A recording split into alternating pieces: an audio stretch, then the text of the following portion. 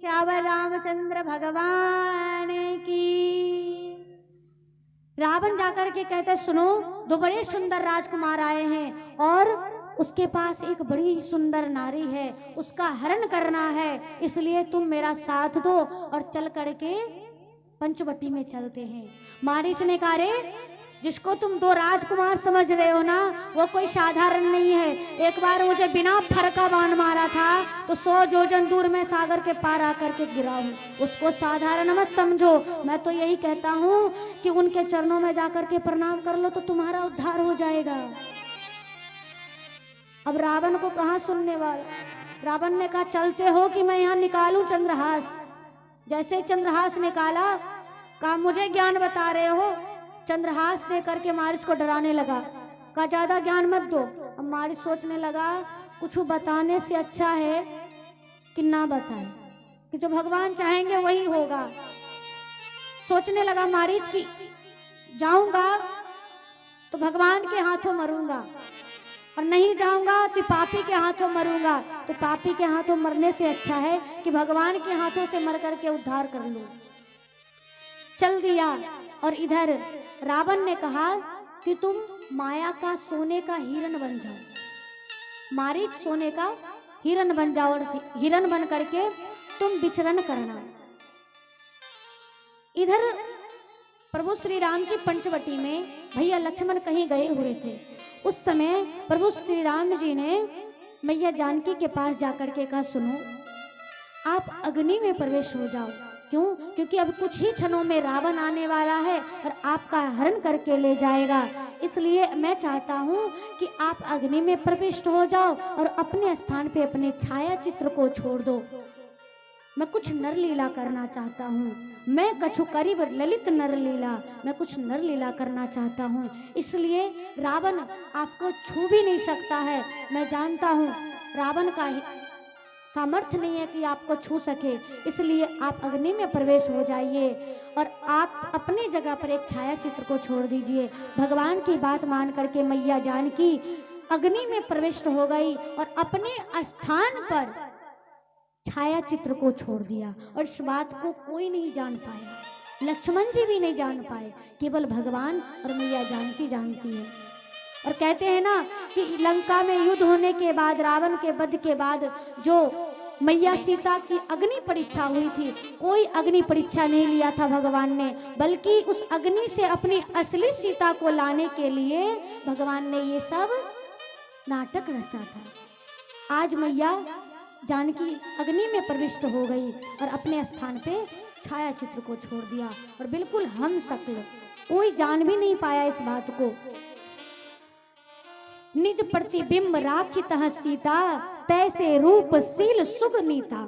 बिल्कुल उसी प्रकार प्रतिबिंब रख दी और इधर मारीच को रावण लेकर के चल पड़ा, सोने का हिरण पड़ा, माया का रूप बनाया। और किनके सामने बनाया?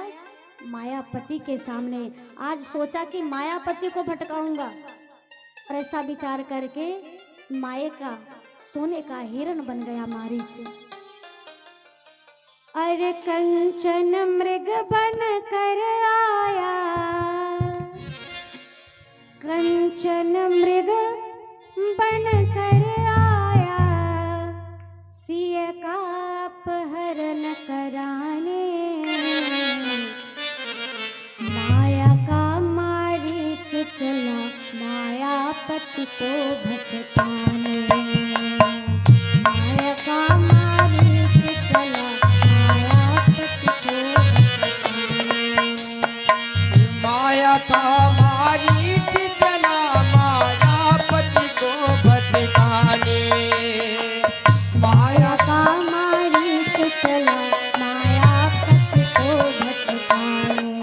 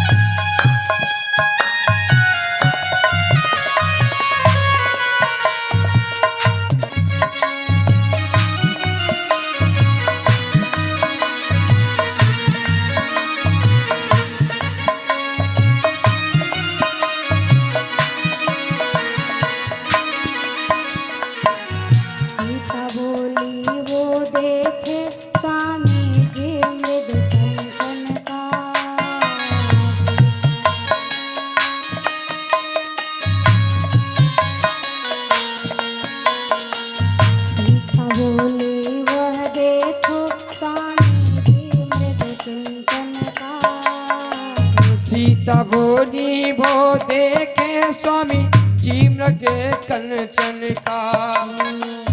आए चरण निशान रहेगा 14 वर्ष गमन का। लाए चरम निशान रहेगा 14 वर्ष गमन का। आए चरण निशान रहेगा 14 वर्ष गमन का।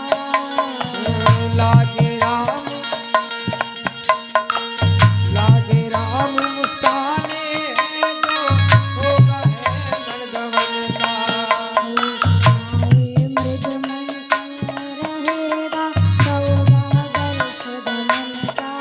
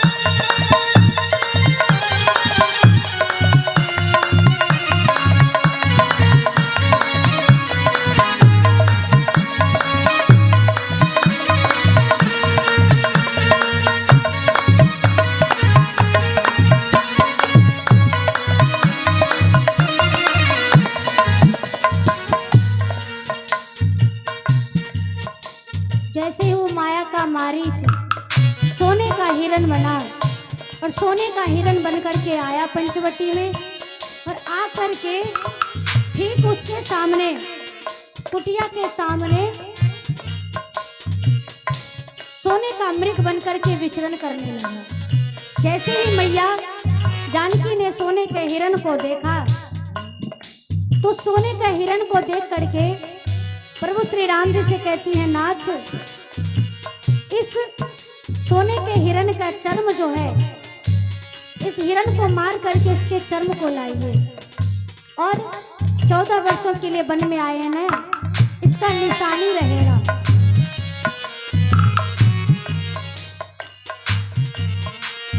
सीता बोली वो देखे स्वामी जी मृग कंचन का।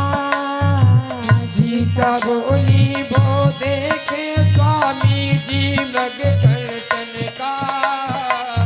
लाए चरम निशान रहेगा 14 वर्ष गमन का। लाए चरम निशान रहेगा 14 वर्ष गमन का। लाए चरम निशान रहेगा 14 वर्ष गमन का। लाए चरम निशान रहेगा 14 वर्ष गमन का।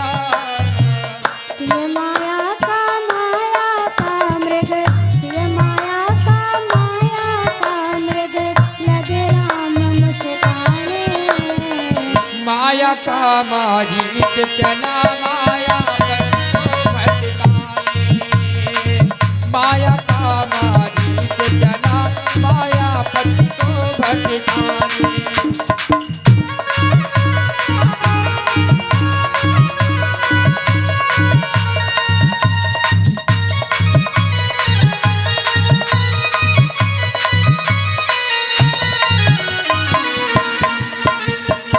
आज मैया जानकी किसका स्वरूप है?